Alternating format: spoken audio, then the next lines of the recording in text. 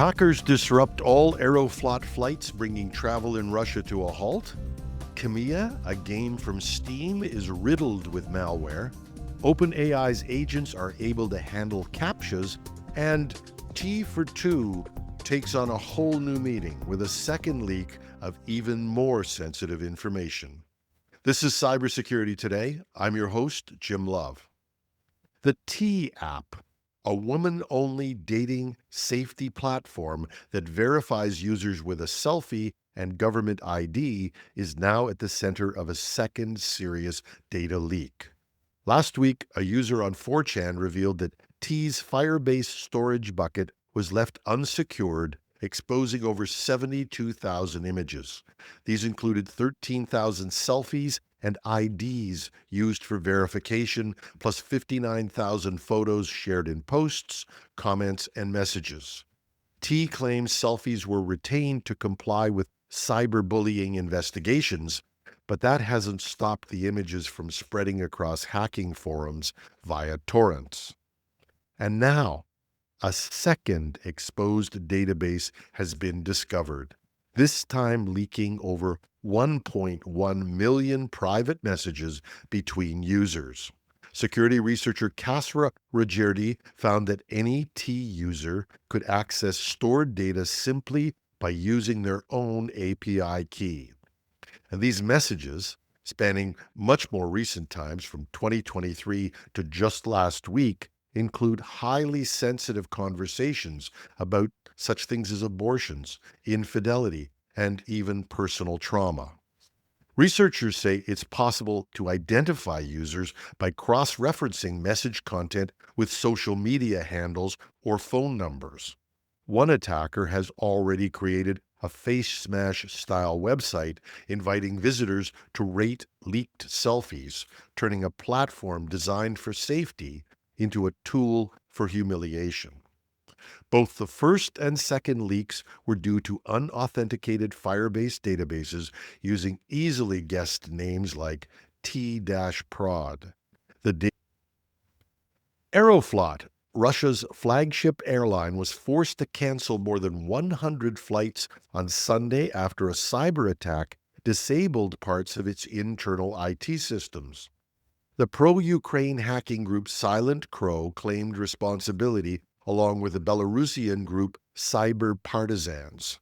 Silent Crow has also taken credit for attacks this year on a Russian real estate database, a state telecom provider, a major insurer, the Moscow IT department, and even the Russian office of Kia Motors, some resulting in large data leaks. Cyber warfare has been part of Ukraine's fight back since Russia's 2022 invasion, when Kyiv helped mobilize a 300,000-strong digital force through a Telegram group known as the IT Army of Ukraine. And that army is having an impact. In a statement, Silent Crow claimed this attack followed a year-long infiltration of Aeroflot systems, during which it destroyed 7,000 servers and accessed personal computers used by senior managers. The group did not provide proof of these claims, but threatened to release the personal data of all Russians who've ever flown with Aeroflot. According to The Guardian, Silent Crow said it isn't seeking ransom or money, just disruption. The group remains relatively unknown, with only a few previous public claims. And while Russian passengers have become familiar with drone attacks causing air travel delays, this marks one of the first major cyber attacks aimed at disrupting flights. Aeroflot has resumed most services by Monday, but the incident highlights how civilian infrastructure is becoming a front line in digital warfare. And finally, a game offered through Steam's early access program has been found hiding 3 types of malware, according to a report by the cybersecurity firm Prodaft.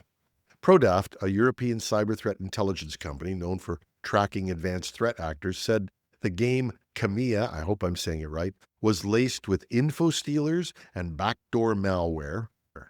The title was marketed as a post-apocalyptic survival crafting game, but users who requested access to its playtest were unknowingly downloading malicious code. According to Prodaft, Camia installed Fickle Stealer, Vidder Stealer, and Hijack Loader. The first two are designed to steal sensitive information, including browser data, saved passwords, and cryptocurrency wallets. The third acts as a loader, enabling attackers to silently deliver more malware to infected systems in the future. The developer was listed as Aetherforge Studios, but ProDaft and reporters found no trace of that name online.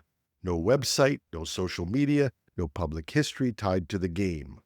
Camia remained live on Steam as of the morning of July 25th, 2 days after the report was published, but it was quietly pulled later that day. The malware campaign appears linked to a group called Encrypt Hub, which ProDaft says has been running targeted spear phishing attacks since at least June of 2024. Indicators of compromise, including hashes for the embedded malware, have been published on GitHub for defenders to review. This incident is a stark reminder. Just because software is distributed on a trusted platform like Steam doesn't guarantee it's safe, especially when the developer's identity is murky or unverifiable. And finally, researchers at Robust Intelligence have discovered that OpenAI's GPT-4-based agent is not just phenomenal in terms of its actions, but it can actually bypass CAPTCHA tests. You know, those I am not a robot challenges that are meant to block automated access to websites? In their demo, the team built a live site using Google reCAPTCHA and had GPT-4 perform basic tasks through OpenAI's browser and function calling tools. When the agent encountered a reCAPTCHA checkbox, it simply clicked it, passed the test, and moved on without human help.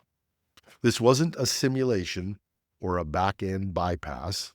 The agent used a live browser session, interacted with real page elements, and succeeded on its own. It didn't need to solve visual puzzles or trick a human, as earlier bots sometimes did.